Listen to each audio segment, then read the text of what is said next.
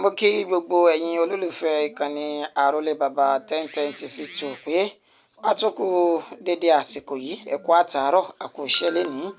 Elédùmarè yóò máa wà pẹ̀lú ẹnì kọ̀ọ̀kan wa. Ìròyìn tí àsìkò yìí ta ní ká sáré mú wá sí ti ìgbọ́ àtọ́jú wòran yín. Ó náà ní bí iléeṣẹ́ ọlọ́pàá ìpínlẹ̀ Delta bí wọ́n ti ṣe bẹ́ẹ̀ fi páńpẹ́ òfin mú ògbólógbòó ajínigbé tó tún jẹ́ ọ̀kan gbòógì nínú àwọn ọmọ ẹlẹ́gbẹ́ òkùnkùn ní ìpínlẹ̀ Delta, nínú èyí tí wọ́n ti sọ di mímọ̀ wípé wọ́n fi páńpẹ́ òfin mú lásìkò tí ó jọ ń dúnàádúrà pẹ̀lú ẹnìkan tí wọ́n fẹ́ jọ ta ìbọn AK-47 tí wọ́n fẹ́ tà fún ara wọn, èyí tí wọ́n ní owó rẹ̀ ló lé ní mílíọ̀nù kan náírà tó jẹ́ 1.3 million naira.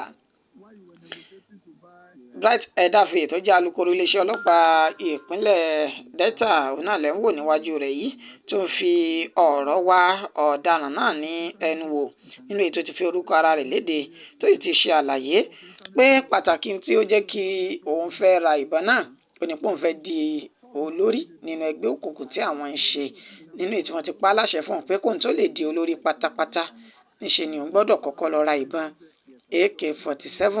Ẹ̀yin lẹ gbọ́ ẹ̀kúnrẹ́rẹ́ ìròyìn náà, kẹ́ jẹ́ ká wá jọ dá sí ètò yìí tó rọ́pọ̀lọpọ̀ ni wọ́n ti ń fi ojú ìwòye wọn hàn wípé nígbà tí wọ́n mú ọ̀daràn kí ni wọn kò fi ojú rẹ̀ hàn dé, ṣùgbọ́n àwọn kan fi èsì padà pé ọlọ́wọ́ òfin nínú pé ni wọn kì í fi fojú ọ̀daràn hàn òde.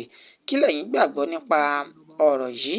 Ẹ jẹ́ ká jọ pẹ̀kẹ́lù nínú comment section. Àti pé lórílẹ̀‐èdè Nàìjíríà tá a wà yìí, kí lẹ rí sí ìgbésẹ̀ táwọn agbófinró gbé yìí? Ẹ ṣé, ẹ gbọ́rọ̀ lẹ́nu rẹ̀ lẹ́kùnrẹ́rẹ́.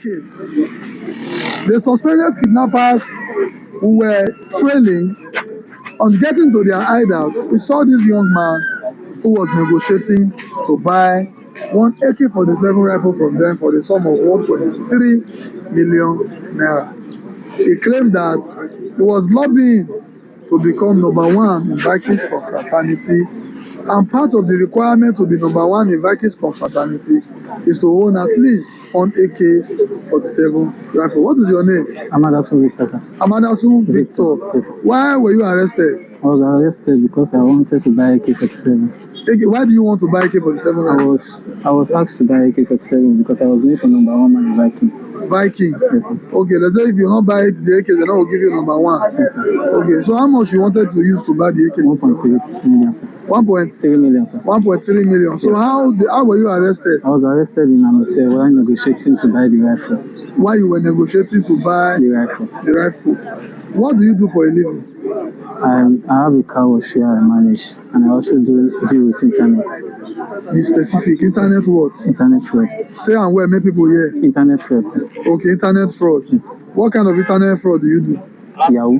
Yahoo? Yes, sir. Talk now, how you dey do Yahoo. You dey fear to teach me, I don't want to just talk. I deceive old women, white women in the internet. That you love them? Yes, sir. They'll come to send you money. To meet them, yes, sir.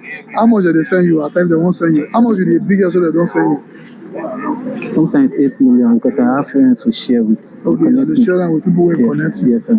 Okay. So now from that Yahoo money now. Yes, sir. Now you want to buy gun so that you will be number one. Yes, sir. How long have you been in this court? 6 years, sir. 6 years? Yes, sir. Wow. You don't due to be number one now. Why the customer you still buy rifle before they go make you number one? Now the commission will give me because they say money in my body. So how do you feel now? I feel very sad. What is the joy and pleasure? I want to learn. What is the joy and pleasure of being a courtist? What do you enjoy inside? Nothing, sir. How? You nothing and you there for 6 years? No, I don't believe you. Tell me the truth. Tell me. I'm not lying. Now I know I'm achieving nothing. Oh, no gain at all. Nothing, sir. Hey, I want to get classes with my driver. How are they run now? No, I've never. You never get that kind of thing? No. Okay.